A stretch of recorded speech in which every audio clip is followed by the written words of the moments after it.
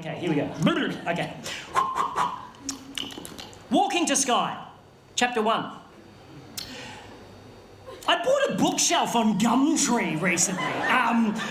It was an amazing experience. I'll quickly tell you about it and then I'll read the book. But I found it strange because it made me start to think about the way, like, our methods of communication have sort of changed over the years. You know, in the old days, if you wanted a bookshelf, you'd just go see Gareth the bookshelf guy because he was the dude in your tribe that made the bookshelves. He had a little bookshelf cave. He was reputable. You know what I mean? As a species, we're sort of able to cope with knowing and gossiping about around like 100 or 150 people. That's like the limit of our tribe. Any more than that, it starts to get confusing, which is why we created abstract constructs like territories and deities to unite larger groups of people under an imaginary common factor. And it works a treat because we only really gather en masse on special occasions. But I think like social media and it's f***ing all that up, you know? I don't think we're able to deal with the thousands of people we're connected to on a daily basis, and as a result, we neglect our immediate 150, you know? That's why I never get invited to parties anymore. It's not because I ramble on about veganism, it's because I'm not on Facebook and everybody just assumes you are. I am so behind on the births, deaths and marriages of my friends that I feel like the time traveller's wife every time I go to a party. I'm like, this is Tim, he's our son, he's 6 now. Didn't even know you were pregnant. Anyway, and you know smartphones aren't that great. You know that, right? They're not that great. You don't need the internet in your pocket. You work at Coles, okay? You're not working for the president. You don't need it. You don't need that much information. And also, what was the point of developing opposable thumbs for you to take a photo of your head and post it on the internet and then just stand by for validation? In order to gain permission to post a photo of their own head on the internet and stand by for validation. The people who give a f*** about your head will at some point see it in real life. Your vanity is sucking up my bandwidth. Anyway, this is what's going through my head as I'm on Gumtree looking for a bookshelf, because you know when you put something in the search in Booktree. When you put something in the search on Gumtree, I'm having a stroke up here. Yeah, when you put something in the search, right, and like, there's always a couple of things that come up in the list that are like the polar opposite of what you search for. I'm like, get out of my head, Gumtree algorithms, conspiracy! No, but seriously, you type, it's like bookshelf, and it's like bookshelf, bookshelf, bookshelf, gramophone. Bookshelf, bookshelf, bookshelf, combine harvester, what the... That's actually a pretty good price. Anyway, on this particular day, I found 2 bookshelves that worked for me in terms of cost and, more importantly, geographical convenience. I type in bookshelf and I see the 2 things and I'm like, okay, one seller is Kathy, the other is Morgan. I send them both the same text message. Hello, I saw your bookshelf on Gumtree. Is it still available? Kathy texts back straight away saying, sorry, it went this morning. That's cool, Kathy. I'm sorry I gave you an annoying voice in the retelling of this story. Morgan's response came through a couple of minutes later and simply read, it was my wife's bookshelf. How do you respond to that? Aside from the fact that it doesn't answer my question, his use of past tense in that sentence unnerved me slightly. I'm like, oh, I should probably just find another bookshelf. And then I noticed he lived in the suburb next to me, so I replied, is it still available?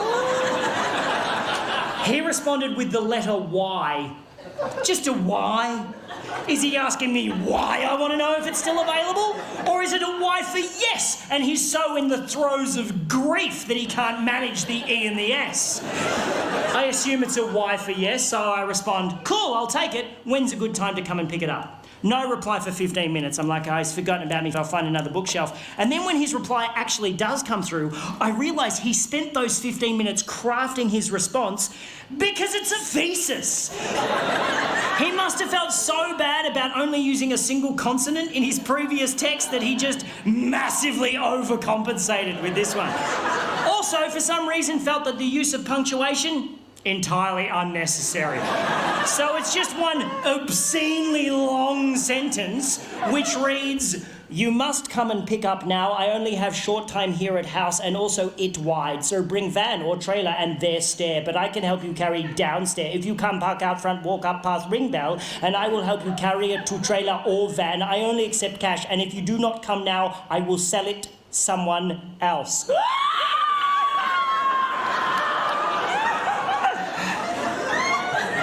Again, I'm thinking, I should just find another bookshelf at this point. But now I am fascinated by Morgan, and I simply must meet the man. So I drive over to his house. Before I left, I sent him a message saying, "Cool, I'll be there in 10 minutes. He replied, "Okay," but spelled it O-K-A-Y, which just fascinated me more that he'll use 4 letters to spell a 2-letter word, but only 1 letter to spell a 3-letter word. Morgan is off the chain!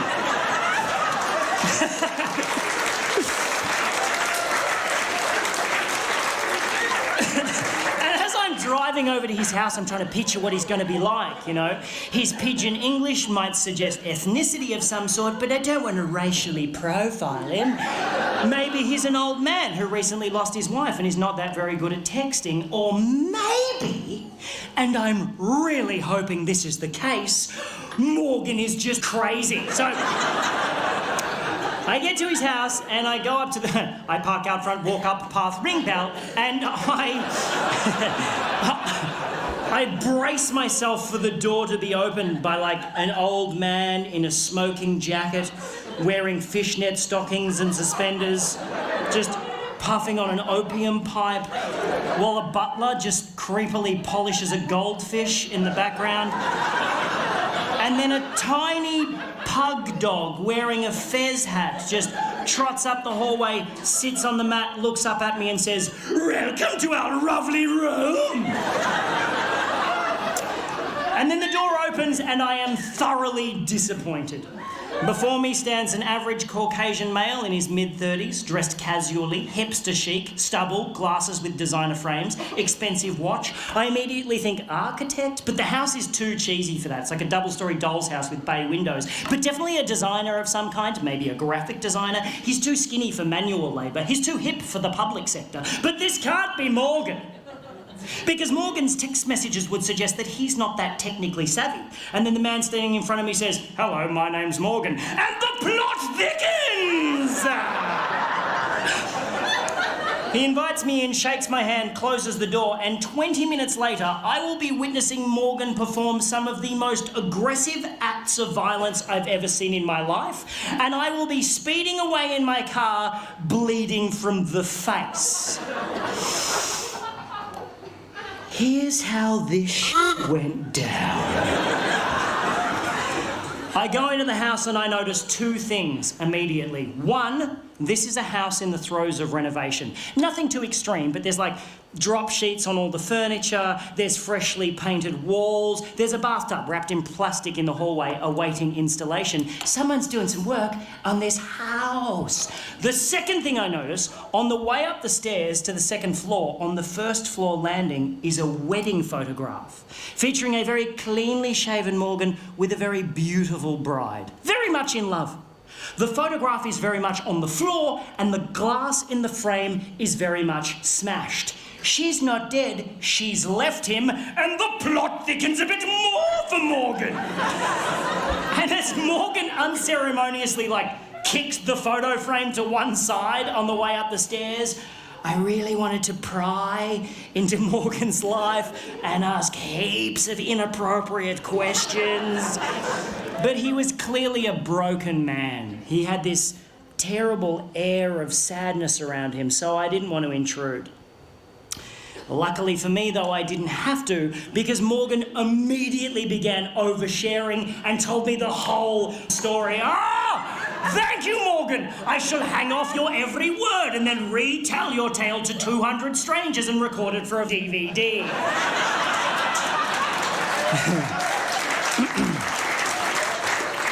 He is a graphic designer, yes, and he's really good at it. He does like massive rebranding campaigns for large corporations. He gets flown all over the world doing this, right? About 4 years ago, a woman hired Morgan to rebrand her florist business, and he did such a great job, she married him. And he thought everything was just fine until about 3 months ago. Morgan had to do a presentation in Sydney, right? But he was on his way home from overseas and he got stuck in Dubai due to a flight cancellation. So rather than cancel the meeting, Morgan suggested to these businessmen in Sydney that they do a Skype chat because he's so technologically savvy despite his baffling text message style. So Morgan checks into a hotel, cracks open his laptop and starts Skyping with this room full of businessmen in Sydney who are all watching Morgan on a massive screen on their boardroom wall, right? And everything's going great. Morgan is totally nailing it until about halfway through, he realises that a file he wants to show these dudes is on the desktop of his home computer back in his home office in Melbourne. And he decides to live share the desktop of his home computer on the Skype chat. He knows how to do that. He can control his computer remotely from anywhere in the world. It's not particularly new technology, but Morgan makes it sound so impressive. So this room full of businessmen are all watching keenly like, oh, Margaret, bring in some biscuits. There's some newfangled going on in here. As Morgan clicks a few buttons and brings up the desktop of his home computer on the Skype chat.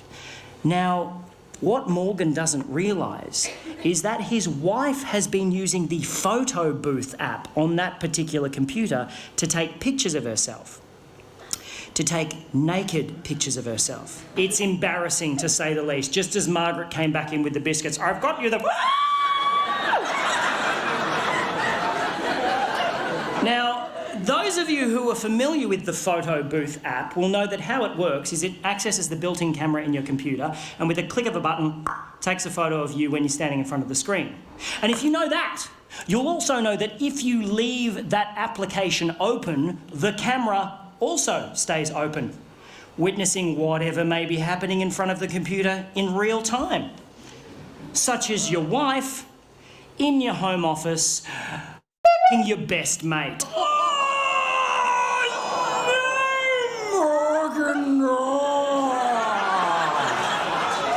Morgan then goes on to tell me she's keeping the house, his former best mate is moving in, and while they're out for the day happily shopping for fittings, Morgan must suffer the indignity of moving his shit out and selling the stuff they don't want on Gumtree to this guy. It's at this point of the story that Morgan starts crying. He breaks down, and I do not blame the man. It's horrible, and I just want to give him a big hug and say, everything's going to be all right, Morgan. But I am holding the full weight of a bookshelf halfway down a set of stairs, and Morgan is the only thing stopping that bookshelf from caving my face in. I was like, Morgan!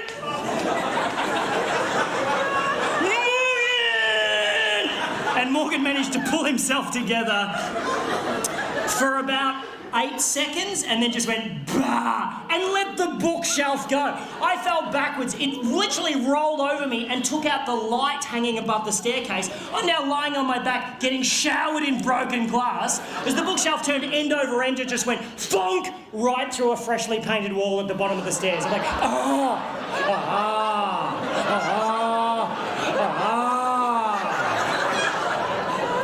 tiny cut on my forehead, which is just pissing blood for some reason. Apart from that, I'm fine. Morgan, however, he's not fine. Morgan is the opposite of fine.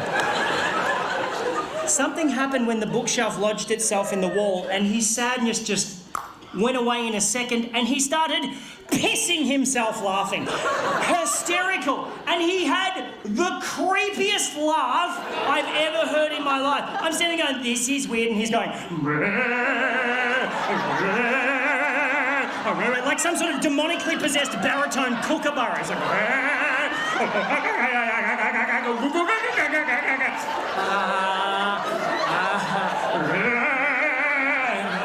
can I still have the bookshelf? He's like, yeah. We extracted from the wall. The bookshelf, incidentally, showing no sign of having just rolled down a staircase and smashed through a wall. We carry straight out to my car. We had to stop about 6 times because Morgan was like, hang on a minute. We got it to my car, put it on the trailer, and Morgan was in such a great mood, he let me have the bookshelf for free. Oh!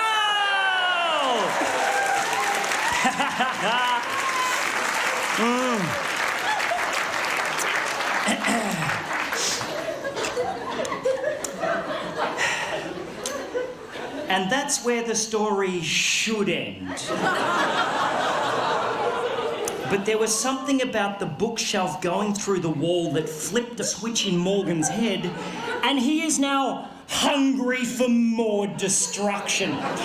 So as I started tying the bookshelf down to my trailer, Morgan just strolls over to like an upright mailbox on the front lawn and just starts trying to wrench it out of the ground, just really putting his back into it. Like, I'm like, you okay, buddy? He's like, yep.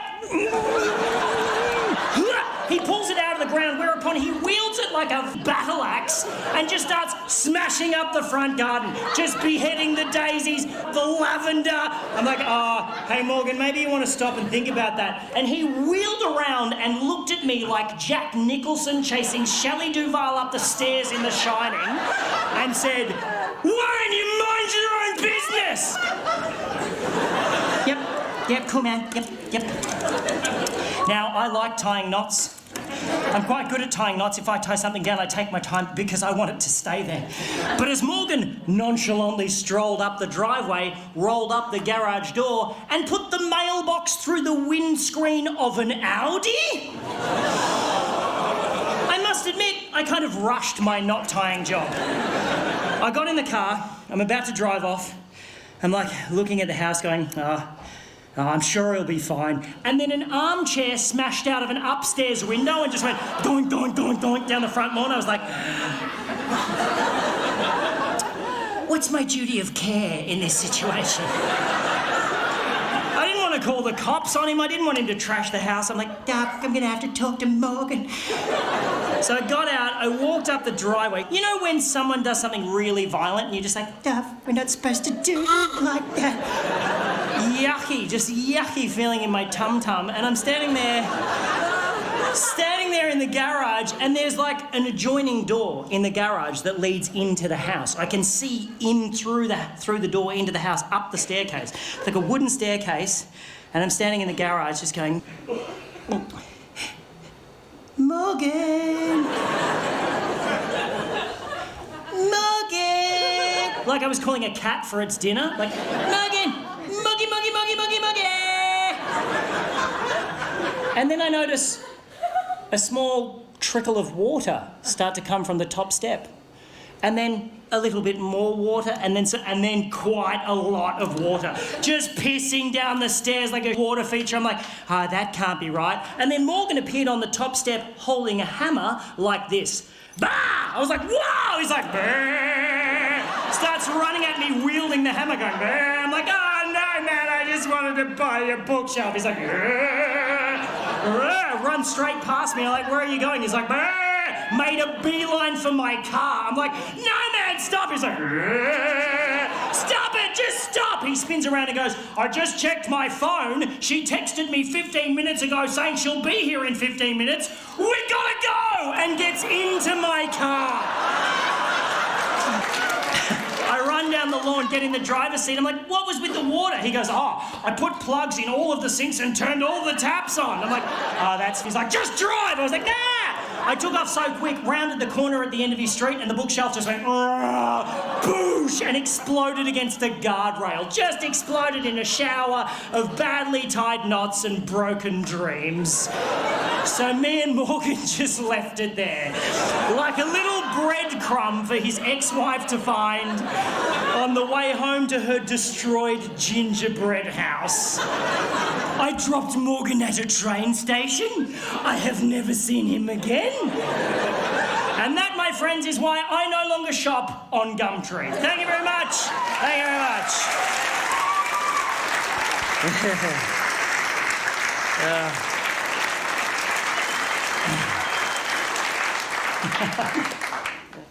You know my favourite bit of that story? I just made it up. Yeah, it's not true. There is no Morgan. It's very unsatisfying, isn't it? But I saw him in my head. I saw Morgan in my head.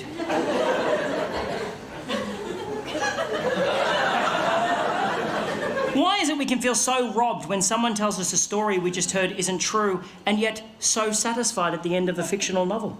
Huh? I don't know.